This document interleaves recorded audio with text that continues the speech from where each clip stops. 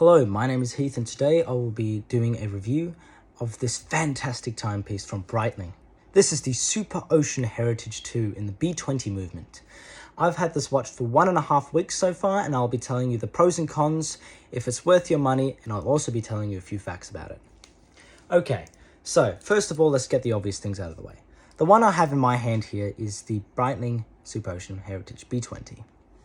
This is the 44mm in the black dial and red gold, okay? So it's a rose gold, but Breitling likes to call it red gold. Other companies do this, like Omega with their Tourbillons, they call it also red gold. So a few companies like to call it red gold, and I think it's a nice gesture and a really nice way of saying rose gold. Now, the 44mm has a difference between the 42mm. As you can see, the date function here is all blacked out. The 42mm will have a white date on the dial. Okay, so that's the difference between the 42 and the 44. I think it's a very nice difference since it just blends into the dial and it just makes it a lot more fancier. Now, this is a dressy watch, okay? This is not really a function or a tool watch, okay? A tool watch is more like a Diver 300 from Omega. This is more of a dressy watch. As you can see, the lume is very small and won't be as good as Rolex Submariner or the Omega Seamaster and so on, right? So yes, that comes with a few things that aren't as good as others, but it comes with its pros as well. So talking about the pros, this watch is just fantastic. Why? Because it looks fantastic and it also functions fantastic. This caliber comes with a 70-hour power preserve with 28,000 beats per second. In other words, 28,000 vibrations per second, like they like to call it. Now, the style I have here is with the Milanese style bracelet, okay? They actually call it the shark mesh bracelet because it is so close together, even my shark tooth can't even penetrate it. So the official word for it is the shark mesh, but people like to call it the Milanese. Now, what's really beautiful and fantastic about this Milanese bracelet is it's tapered, okay? So that's very hard to do on a Milanese type thing. So a tapered strap, really super, right? So this is the Clasp, okay? This is the original Clasp that's been going for around about 24 years. Now, little con with the Clasp is it's a bit thin, okay? This is no problem, okay? But people like to complain about it, but I myself think that it's no problem and it would still last you a lifetime. This clasp has not failed on me. It won't pop open and you can simply just get it repaired after a very, very long time. But I think this clasp will last you a lifetime, okay? Now, an interesting thing is that this watch has a few things that the Tutor MT5612 does not have. Since this is a Tutor movement in a Breitling, which has never happened before, is interesting, but I think is a fantastic thing. Tutor is an amazing brand. It's Rolex, okay? So it's the same thing as Rolex, basically, you know? Same brand. They use the same craftsmanships and everything, so it's a really fantastic movement, okay? But the only difference is that the MT5612 has a silicone hairstring and the Breitling in-house movement does not, okay?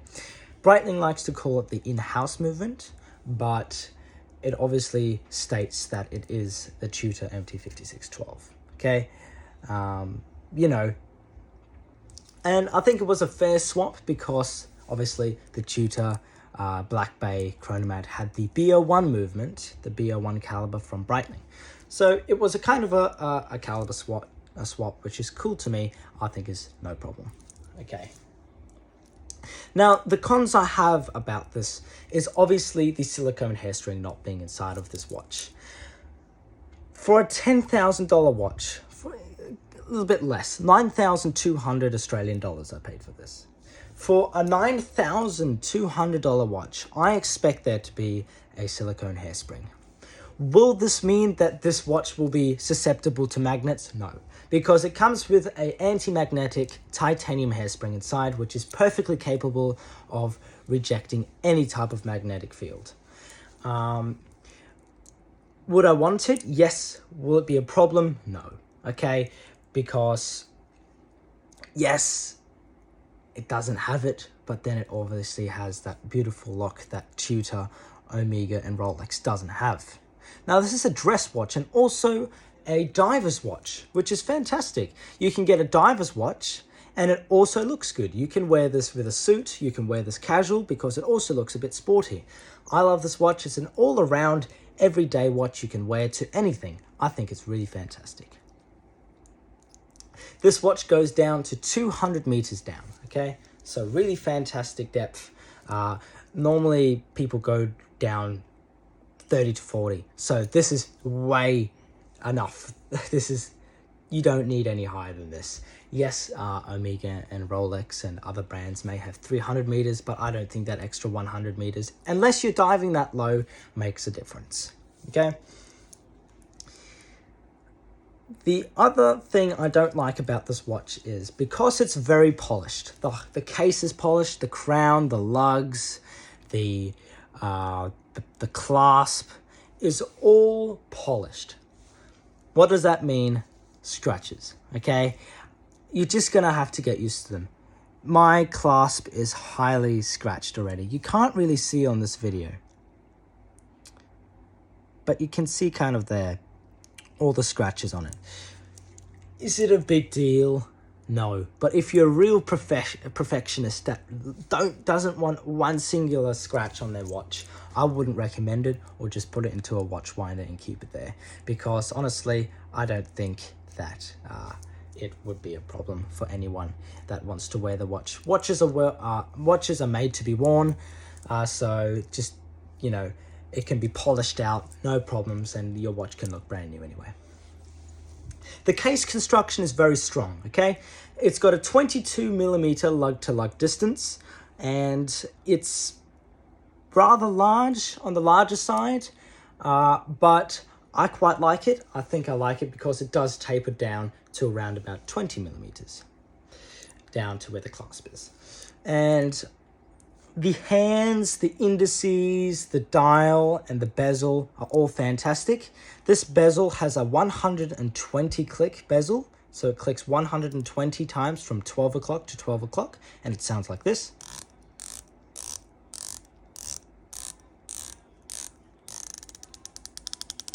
Very nice. This bezel is high quality.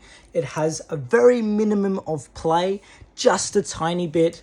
I think that it is absolute nothing in comparison to what you would call play. I wouldn't call it play at all. There's just a little wiggle, but that's absolutely nothing.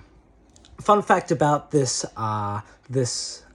bezel here is it's screwed in. As you can see, it's got these tiny little screws in here that just screw the bezel to the case. So just in case, if you accidentally really whack this thing very hard, the bezel won't pop off like it would do with a Rolex Submariner or Omega Seamaster and so on. So the bezel is very strong, and this is a tank, okay? It's a beautiful tank. It's very powerful. It's got that 70-hour power preserve that will last you a long time. So that means you can put this watch off at 4 o'clock, like let's say at night time on Friday, and then still have it working Monday morning, okay? So really fantastic watch overall.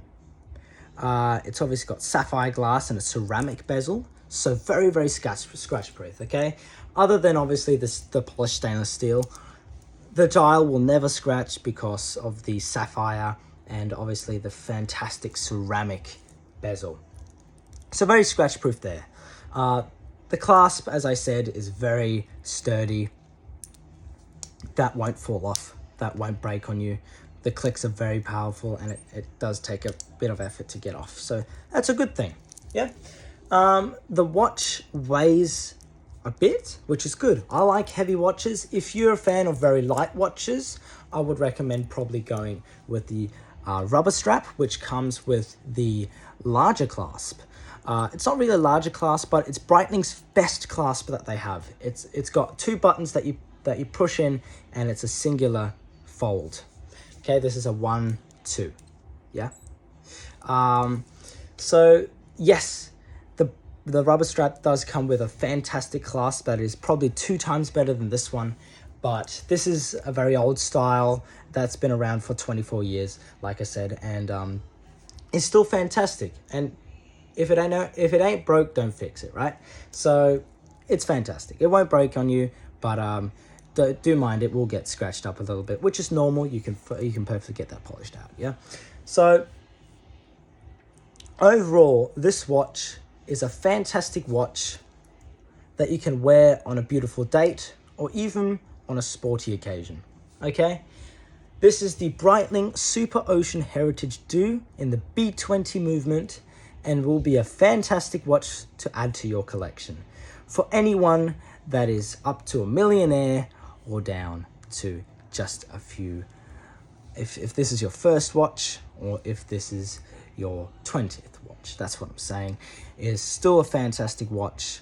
I know people that are very wealthy that actually have this watch in their collections, that already have Patek Philippe, Cartier, and Audemars Piguet, everything else like that. Okay, so no, this is not a watch this is a luxury watch. Okay, it is classified as a luxury watch. Breitling is a luxury brand and is of the highest quality, so you don't have to worry about this breaking on you or not meeting your expectations. You get what you pay for.